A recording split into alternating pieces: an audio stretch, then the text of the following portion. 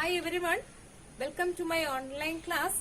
In the last class we discussed about the methods of preparation of haloalkanes. Today's our first topic is physical properties of haloalkanes and haloarenes. Melting point and boiling point. We learned that in haloalkanes the carbon halogen bond is polar due to the higher electronegativity of halogen atom. Due to this polarity and higher molecular mass, the boiling points of haloalkanes are very high. Why the boiling points of haloalkanes are very high? Due to its polarity and higher molecular mass. Then for the same alkyl group, the boiling point of alkyl halides decreases in the order Ri greater than Rbr greater than Rcl greater than Rf.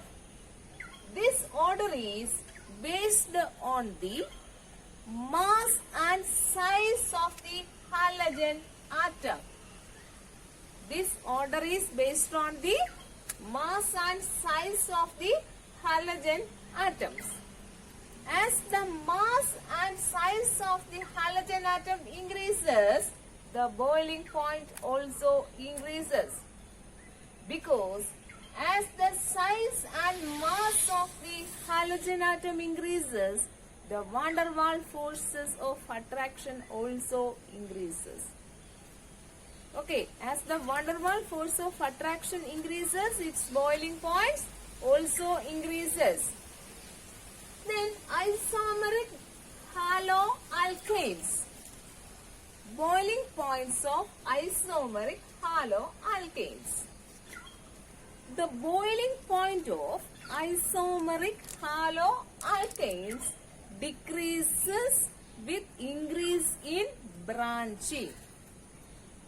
Then among these three isomers, this one, that is 2-bromo, 2-methyl propane, has the lowest boiling point. Because this isomer is the more branched isomer. Boiling point decreases with increase in branching. Clear? Then boiling point and melting point of isomeric dihalobenzene. The boiling point of isomeric dihalobenzene are nearly same. Boiling points are nearly same. But the para isomer is having the highest melting point among these three isomers, ortho, meta and para. Para isomer has the highest melting point. Because this isomer has a symmetry, isn't it? It is a symmetric molecule. Due to its symmetry, it fits in the crystal lattice better. Due to its symmetry, the para isomer fits the crystal lattice better as compared to the other two isomers. So, its melting point is high. Clear? Solubility of haloalkanes in water. Even though haloalkanes are polar in nature, it is almost insoluble in water. Haloalkanes are almost insoluble in water. Because energy is needed to overcome the attractive force among the haloalkanes and to break the hydrogen bonds present in water molecules. Energy is needed to overcome the attractive interactions among the haloalkanes and to break the hydrogen bonds in water molecules. And also, the attractive interaction between haloalkanes and water is weaker than the hydrogen bonds present in water.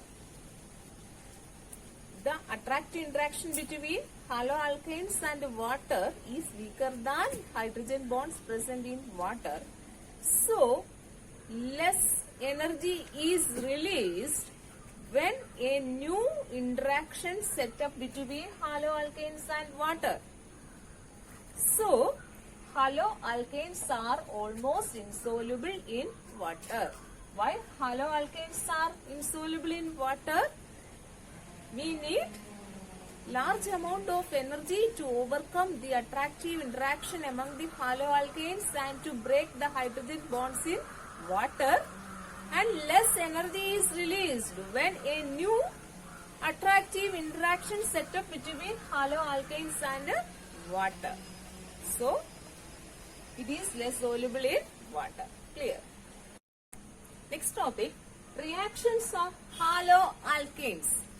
Haloalkanes undergo three types of reactions: nucleophilic substitution reaction, elimination reaction, reaction with metals. Nucleophilic substitution reaction, elimination reaction, and reaction with metals. Nucleophilic substitution reactions. Nucleophilic substitution reactions. The haloalkanes are highly reactive due to the presence of polar carbon-halogen bond. Polar halogen bond means there is a polarity in carbon-halogen bond. That is, carbon possesses a partial positive charge and halogen possesses a partial negative charge. When a strong nucleophile approaches this positively charged carbon atom, the halogen atom is displaced by the nucleophile and a new bond is formed between carbon and the incoming nucleophile. What are nucleophiles? Nucleophiles means nucleus loving. That is, nucleophile carries a negative charge. This carbon-halogen bond is polar, and when a strong nucleophile approaches this positively charged carbon, the halogen atom is displaced and a new bond is formed between carbon and the incoming nucleophile. This halogen atom is displaced. One example for nucleophilic substitution reaction is reaction between chloromethane and aqueous sodium hydroxide. Here, the halogen atom is displaced by the nucleophile OH minus. So, the product are CH3OH and NaCl. Amphiden nucleophile. Amphiden nucleophiles possessing two nucleophilic centers. Amphiden nucleophiles are those nucleophiles possessing two nucleophilic centers. Example, cyanides and isocyanides. Cyanides and isocyanides. Cn minus is a hybrid of two contributing structures.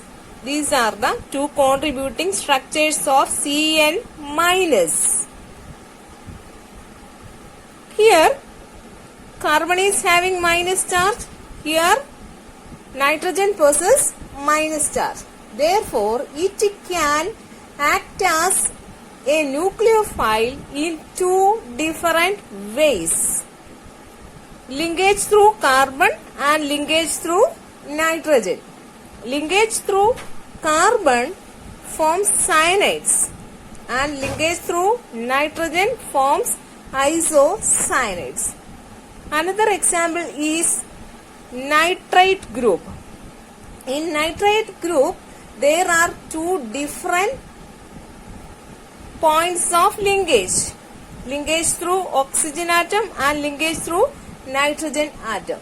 Linkage through oxygen forms nitrites and linkage through nitrogen forms nitro group.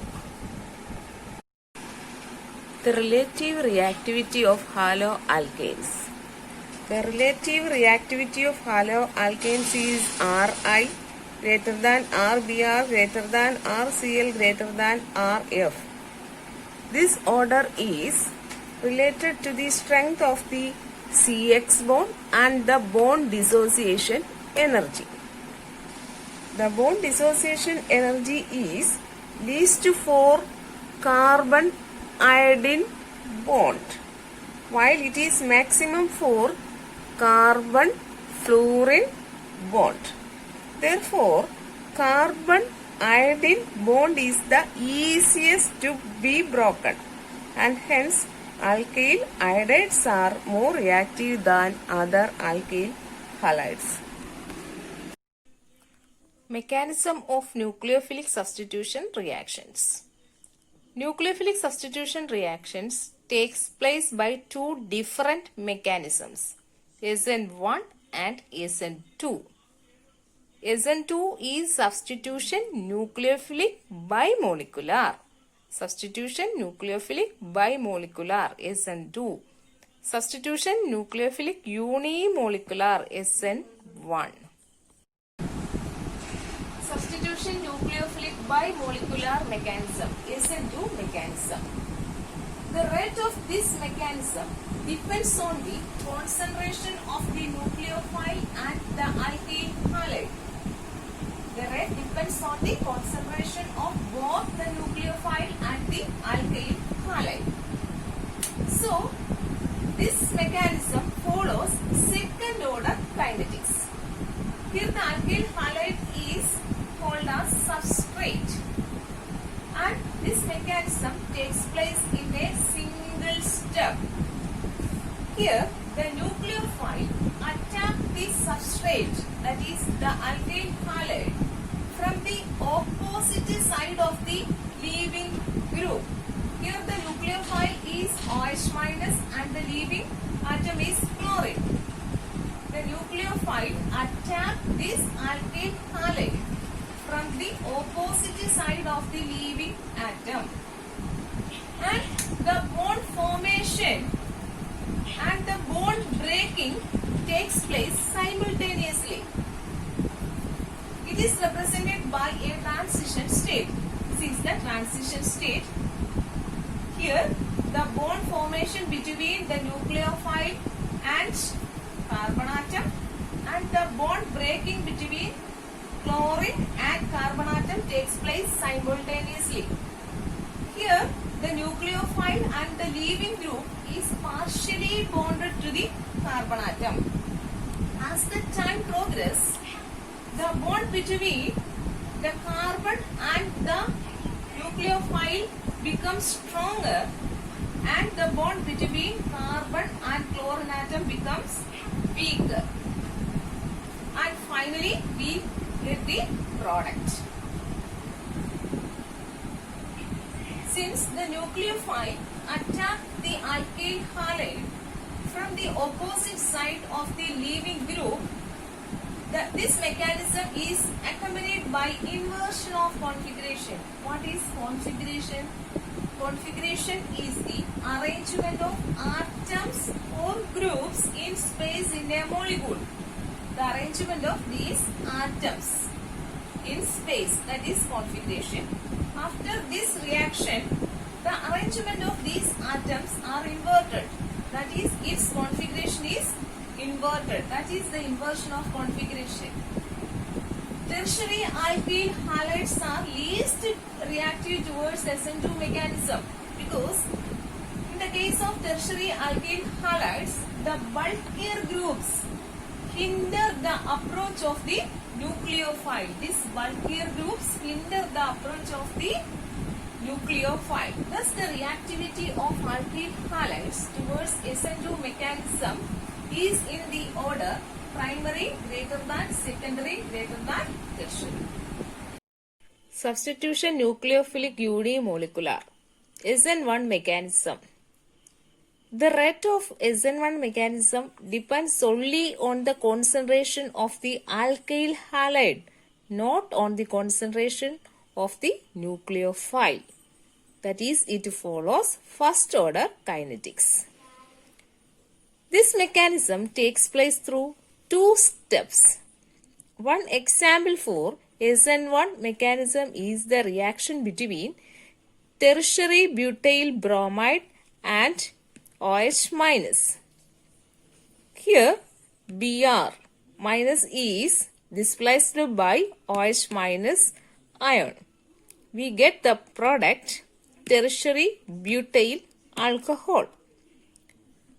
This reaction takes place in two steps. In the first step, the cleavage of the carbon halogen bond, cleavage of the carbon bromide bond.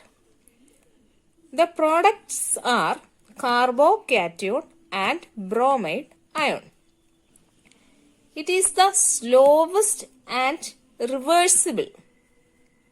We know that the rate determining step is the slowest step. In the second step, this carbocation combines with the nucleophile form the product. These are the two steps involved in the SN1 mechanism. In SN1 reaction, the carbocation is the intermediate. Here carbocation is the intermediate. Greater the stability of the carbocation, more easily it is formed and faster will be the rate of the reaction. Greater the stability of the carbocation, more easily it is formed. Carbocation എത്രത്തോളം stability ഉള്ളതാണോ അത്രത്തോളം വേഗത്തിൽ അത് form ചെയ്യുന്നു. And faster will be the rate of the reaction. ആ റിയാക്ഷന്റെ റേറ്റും അത്രത്തോളം വേഗത്തിൽ ആയിരിക്കും. Stability of carbocation decreases in the order tertiary greater than secondary greater than primary. Therefore, the reactivity of alkyl halides towards SN1 mechanism decreases in the same order. That is, tertiary alkyl halide is greater than secondary alkyl halide greater than primary alkyl halide. Thank you, children.